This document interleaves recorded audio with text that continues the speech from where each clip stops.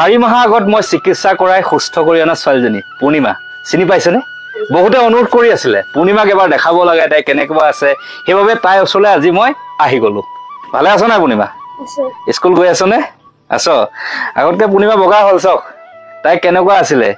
এটা কথা ভাবিলে বেয়া লাগে, 4 মাহ আগত যিজনী ছোৱালী মৃত্যুৰ অভিমুখে আগুৱাই গৈ আছিলে, ভবা নাছিলো এজনী ছোৱালী যে আজি ইমান ধুনীয়াকৈ থাকিব পাৰে বুলি। তাই স্কুল গৈ আছে, সোমবাৰৰ পৰা শনিবাৰলৈকে স্কুল। আজি দেওবাৰৰ কাৰণে আহিলো, দেওবাৰে তাই ঘৰত আছে। বোলো বহুতে কৈ থকাৰ বাবে ভিডিঅ'টো কৰি আনোগে। তাতোকৈ ডাঙৰ কথা দেখাইছো, মই এইটো ঘৰ বনাই থৈ গৈছিলো, সিহঁতৰ ঘৰ যিটো বনাই থৈ গৈছিলো, ঘৰটো চব কি ধুনীয়াকে সজাই পেলাইছে, ফুল চুল লগাইছে, এইবিলাক চব পূৰ্ণিমাই কৰিছে। আকৌ ধুনীয়াকে তাই কাম বন কৰি আছে, কাম বন কৰি মেলি সকলোবিলাক সজাই পৰিছে। মানে সিহঁতি এতিয়া বহুত ভালকৈ আছে। অসমবাসী ৰাইজে গৌৰৱ কৰক, কাৰণ আপোনালোকৰ আশীৰ্বাদতে এজনী ছোৱালী সুস্থ হৈ আহিলে, আজি সুস্থ হৈ এটা সুন্দৰ জীৱন পাৰ কৰাই আছে। আৰু দেখিছে নাই কি ধুনীয়াকে এইবোৰ ফুলৰ টাব সজাইছে পূৰ্ণিমাই, ধুনীয়াকে সজাইছে। ঘৰখন দেখি মোৰ বিৰাট ভাল লাগিছে। আজি বহুত দিনৰ মূৰত আহিছো। পূৰ্ণিমা এইবিলাক তই সজাই আছ ন? তাই একদম চব কাম কৰিছে। তাই মোক কৈছিলে বোলে মোক কাপোৰ ধুই দিম বুলি কৈছিলে। তাই মোক নালাগে কাপোৰ ধুবলৈ, কি ধুনীয়াকে ঘৰটো সজাই পেলাই দিছে নাই। যিটো ঘৰ মই আজি মানে 2 মাহৰ আগত বনাই থৈ গৈছিলো, সেইটো ঘৰ আজি বৰ ধুনীয়া হৈ আছে। মোৰ সোমাই কিবা এটা ভাল লাগিছে। একদম সিহঁতি মানে এতিয়া পুৰা আত্মনিৰ্ভৰশীল হৈ গল, নিজৰ জীৱিকা নিজে উলিয়াই আছে। আৰু ডাঙৰ কথা, পূৰ্ণিমাই আগতে অসমীয়া ভাষাটো ভালকে ক'ব জনা নাছিলে, আৰু তাই এতিয়া স্কুলত গৈ ধুনীয়াকৈ অসমীয়া ভাষাত কথা কয়। এতিয়া তই হেৰি নহয়, স্কুলত শিকিছ নাই পুৰা ধুনীয়াকে বস্তুবিলাক? ভাল লাগিছে নাই গৈ স্কুলত? হা, লগৰ ল'ৰা ছোৱালী বিলাকে মৰম কৰে, হয় নাই? খুব মৰম কৰে। আৰু ছাৰ বাইদেউতো মৰম কৰে নে? স্কুলটো ক্ষতি নকৰ? নাই কৰা নহয়? একদম সদায় যাও নে? কেইটাৰ পৰা কেইটা বজালৈকে ক্লাছ হয়?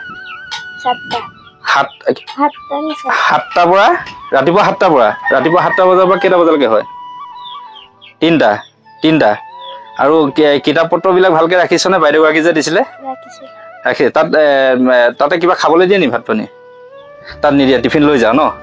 এতিয়া তই নিজৰ কাম নিজে কৰি ল নে? কাপোৰ কানি তই নিজে ধোৱা নে? ধোৱা? মায়ে ধুই দিয়ে নি?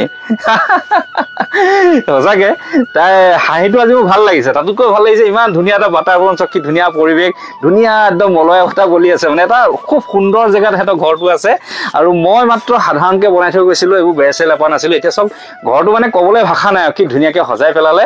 চাৰিওফালে ফুল ৰুইছে, ভেটি চেটি মচি মেলি সকলোবিলাক মানে ধুনীয়া কৰি পেলাইছে। সিহঁতৰ ঘৰখনত এতিয়া মানে নাথাকিবলগীয়া বস্তু নাই। এইপিনে দেখিছে হাঁহৰ গঁৰাল, এইপিনে মুৰ্গীৰ গঁৰাল, তাৰপিছত এইপিনে একদম খেতি চেতি কৰিছে। মানে অলপকে সকলো খেতি কৰিছে। জাতিলাও নে পানীলাও বুলি কয় আপোনালোকে, নাজানো, আমি জাতিলাও বুলি কওঁ। এয়া জাতিলাও গছ লাগি আছে, জাতিলাও লাগিয়ে আছে। এইপিনে একদম কচু চচু খেতি কৰিছে। মানে মই এটাই জানো, কেৱল ঘৰটো বনাই দিলেই সকলোবিলাক নহয়, সিহঁতক চলিবলৈ শিকাব লাগিব। সংস্থাপন কেনেকৈ হয়, জীৱিকাটো কেনেকৈ হয়। মই যেনিবা এই ঘৰটো সিহঁতক বনাই থৈ গুচি গলো। এই ঘৰটো বনাই পানী নপৰাকৈ ঠিকেই আছে, কিন্তু খাব ক'ৰ পৰা? সদায়তো ঘৰটোৰ ভিতৰত থাকি পেট নভৰে ন? তাৰ বাবে সিহঁতক সংস্থাপন দিলো। এইবিলাক কিছুমান মুৰ্গী গঁৰাল চুৰ্গী গঁৰাল বনাবলৈ হেৰি কৰিলো। 2-এজনী মুৰ্গী বা মৌ কিনি দিলো, ধুনীয়াকে চলি আছে। তাতোতকৈ ডাঙৰ কথা, সিহঁতৰ লগত মিলি সিহঁতক মানে আৰু এটা বস্তু কৰিছো, এটা ইম্পৰ্টেণ্ট বিজনেছ কৰিবলৈ শিকাইছো। সেইটো দেখামগে বলক। আৰু এটা সিহঁতৰ ফাৰ্ম খুলিছো, এতিয়া তালৈ যাওঁ বলক দেখাওঁগে। আৰু মই যে কৈছিলো ইম্পৰ্টেণ্ট বিজনেছ, যিটো চবতকে বেছি এতিয়া মানে উচ্চ মানদণ্ডৰ হৈ আছে, এই গাহৰি বিজনেছ। এই গাহৰিজনী মই কিনি দিছো সিহঁতক, মাইকী গাহৰি হয়। তাই মোক চিনি পাইছে বোলা, সিহঁতি মাকে পুহি আছে গাহৰিজনী। এজনীয়ে নহয়, আৰু আছে গাহৰি। এইপিনে এজনী আছে, দেখাই দিছো আহক। এতিয়া গাহৰিবিলাক এৰাল দি থৈ দিছে। এজনী গাহৰি। সিহঁতক এতিয়া গাহৰি মানে সিহঁতে যিহেতু মিচিং সম্প্ৰদায়ৰ লোক ন, গাহৰি সিহঁতি পুহিব জানে। মানে সেইকাৰণে মই মাইকী গাহৰিয়ে কিনিছো। এজনী সেইজনী দেখিলে আৰু আছে। মানে এতিয়া লাহে লাহে কি কৰিমগে, সিহঁতৰ মানে মই ফাৰ্ম খুলি দিমগে। এতিয়া প্ৰথমতে গাহৰি চবতকে এতিয়া বেছি দাম, বেছি মানে এটা প্ৰফিটেবল বিজনেছ। সেইবাবে সিহঁতক গাহৰি কিনি দিছো। এজনী মাইকী গাহৰি চৰি আছে, তাৰপৰা সেইজনী আৰু আছে গাহৰি।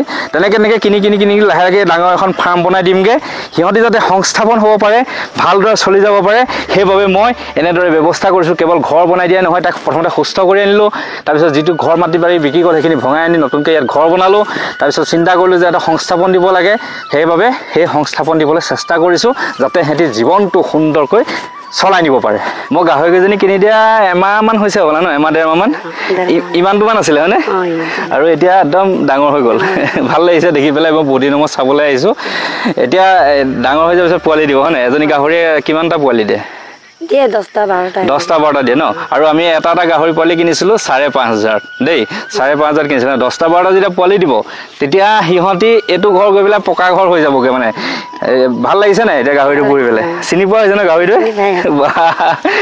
মৰমো লাগে গাহৰি ভালো লাগে দেই একদম এই শুই দিব ন